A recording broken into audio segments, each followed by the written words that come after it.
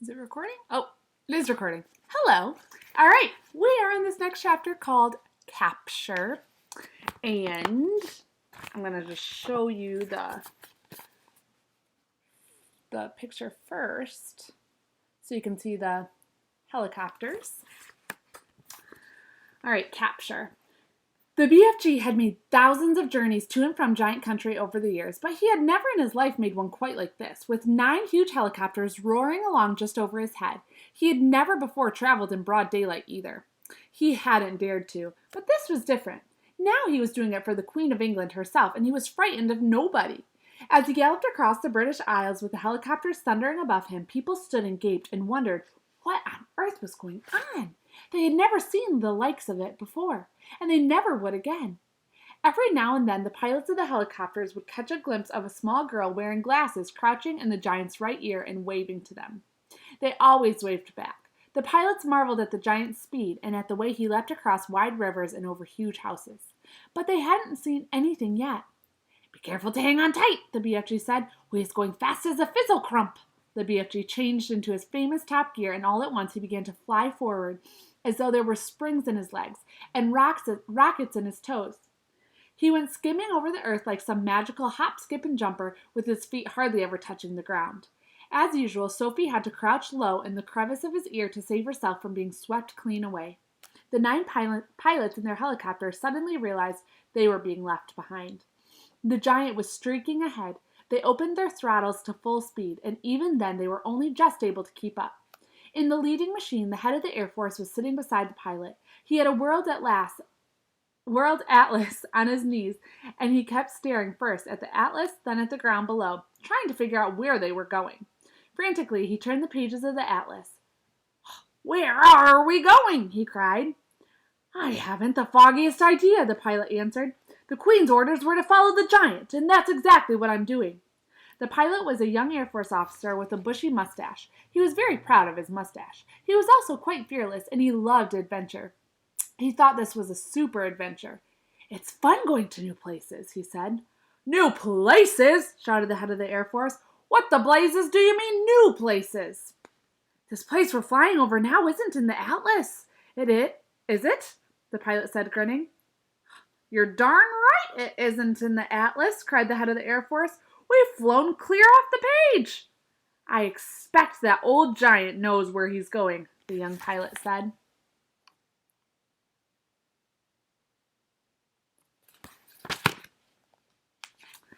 "He's leading us to disaster," cried the head of the Air Force. He was shaking with fear. In the seat behind him sat the head of the Army, who was even more terrified. "You don't mean to tell me we've gone right off the atlas?" he cried, leaning forward to look. "That's exactly what I'm telling you," cried the Air Forceman. "Look for yourself. Here's the very last map in the whole flaming atlas.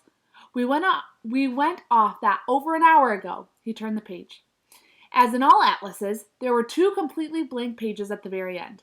"So now we must be somewhere here," he said, putting a finger on one of the blank pages.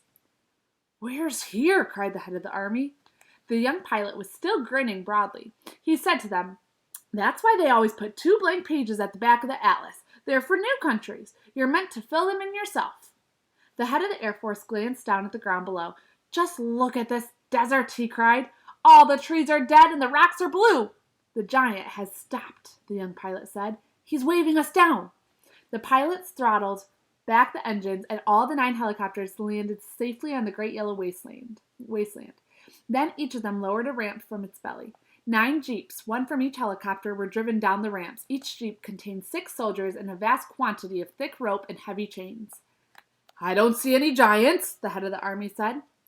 "The giants is just out of sight, right over there," the BFG told him. "But if you is taking those slosh-buckling noisy belly poppers any closer, all the giants is waking up at once, and then pop goes the weasel." "So you want us to proceed by jeep?" the head of the Army said. "Yes," the BFG said, "but you must all be very hushy quiet. No roaring of motors, no shouting, no mucking about, no piggery-jockery." The BFG, with Sophie still in his ear, trotted forward, and the jeeps followed close behind. Suddenly, the most dreadful rumbling noise was heard by everyone. The head of the Army went pea-green in the face. "Those are guns," he cried. "There's a battle raging somewhere up ahead of us. Turn back! The lot of you, let's get out of here. Pig Spiffle, the BFG said. Those noises is not guns. Of course they're guns, shouted the head of the army. I am a military man, and I know a gun when I hear one. Turn back. Those is just the giants snortling in their sleep, the BFG said. I is a giant myself, and I know a giant snortle when I is hearing one. Are you quite sure? The army man said anxiously. Positive, the BFG said. Proceed cautiously, the army man ordered. They all moved on. Then they saw them. Even at a distance, they were enough to scare the daylights out of the soldiers. But when they got close, they saw what the giants really looked like. They began to sweat with fear. 9 fearsome, ugly, half-naked, 50 feet long brutes lay sprawled over the ground in various grotesque attitudes of sleep. And the sound of their snorting was indeed like gunfire in a battle. The BFG raised a hand. The jeeps all stopped. The soldiers got out. What happens if one of them wakes up? Whispered the head of the army, his knees knocking together from fear. If any one of them is waking up, he will gobble you down before you can say jack or knack jife, the BFG answered, grinning hugely. Me is the only one who won't be gobbled up because giants is never eating giants. Me and Sophie is the only safe ones because I is hiding her if that happens. The head of the army took several paces to the rear.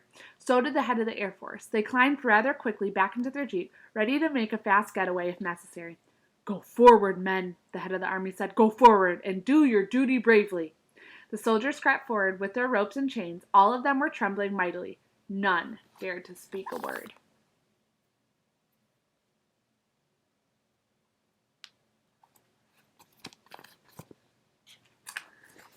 The BFG, with Sophie now sitting on the palm of his hand, stood nearby, watching the operation.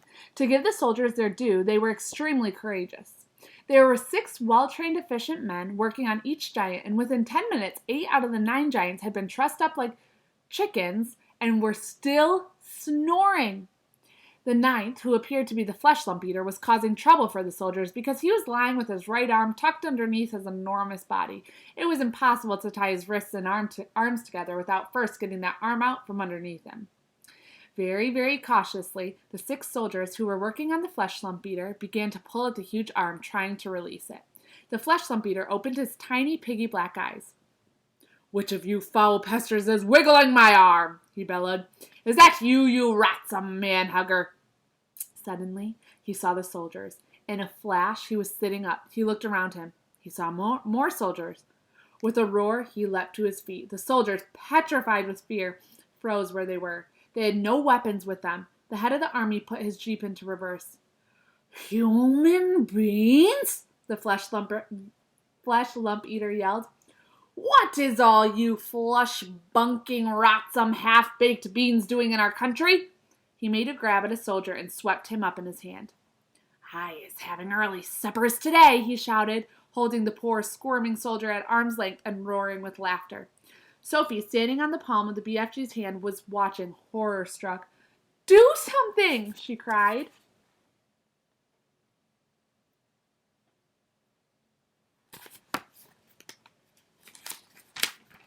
Quick, before he eats them. Put that human being down, the BFG shouted. The flesh lump eater turned and stared at the BFG. What is you doing here with all these grotty twiglets? He bellowed.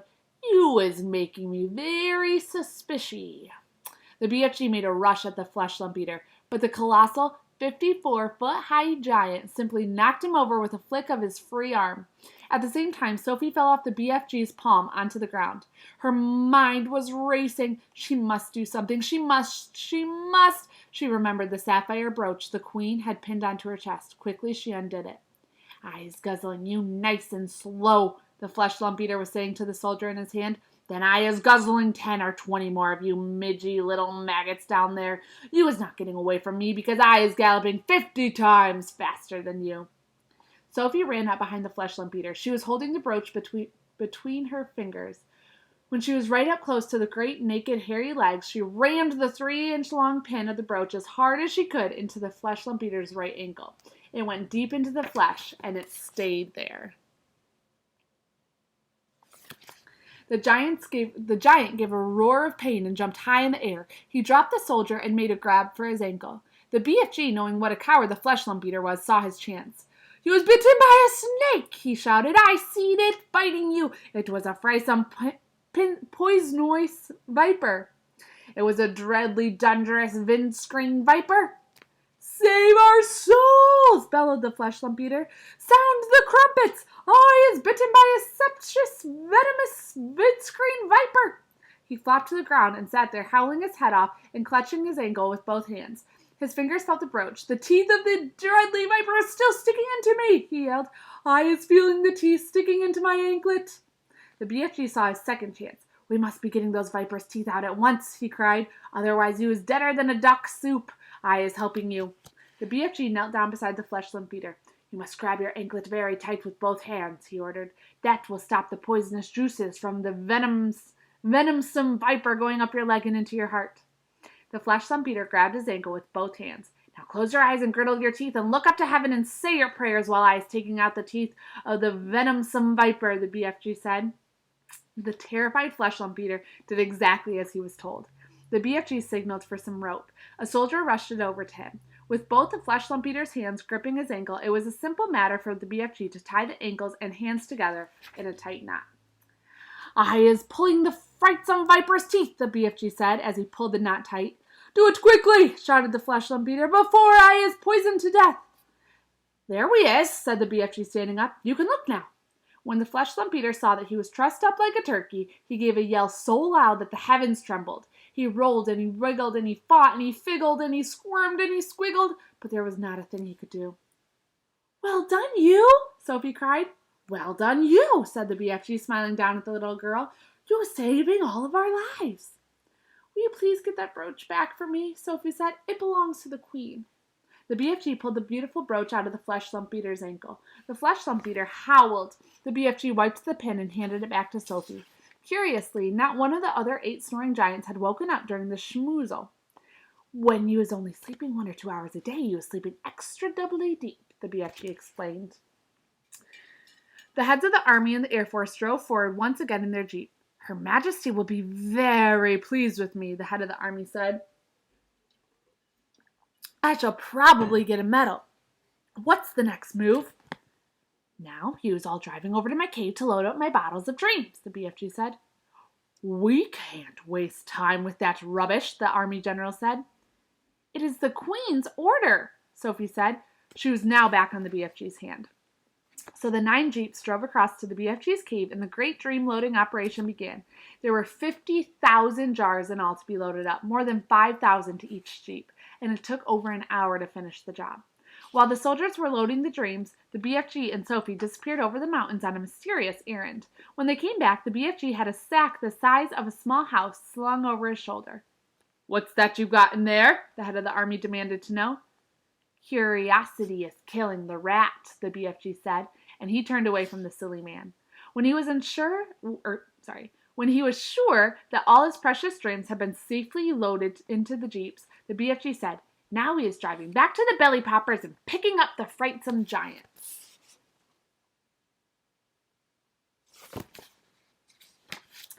The jeeps drove back to the helicopters. The 50,000 dreams were carried carefully jar by jar onto the helicopters. The soldiers climbed back on board, but the BFG and Sophie stayed on the ground. Then they all returned to where the 9 giants were lying. It was a fine sight to see them, these great air machines hovering over the trussed-up giants. It was an even finer sight to see the giants being woken up by the terrific thundering of the engines overhead, and the finest sight of all was to observe those 9 hideous brutes squirming and twisting about on the ground like a mass of mighty snakes as they tried to free themselves from their ropes and chains. I is flush-bunkled, roared the Flesh Lump Eater. I is spit-squiggled, yelled the Child Chewer.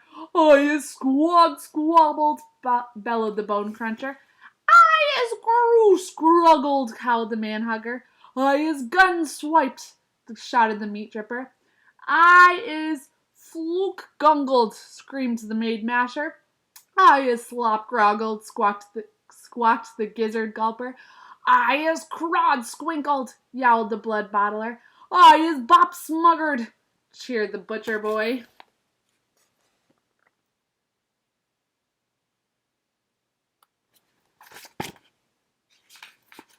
The 9 giant carrying helicopters Helicopters each chose a separate giant and hovered directly over him. Very strong steel hawsers with hooks on the end of them were lowered from the front and the rear of each helicopter. The BFG quickly secured the hooks to the giant's chains, one hook near the legs and the other near the arms. Then, very slowly, the giants were winched up into the air, parallel with the ground. The giants roared and bellowed, but there was nothing they could do.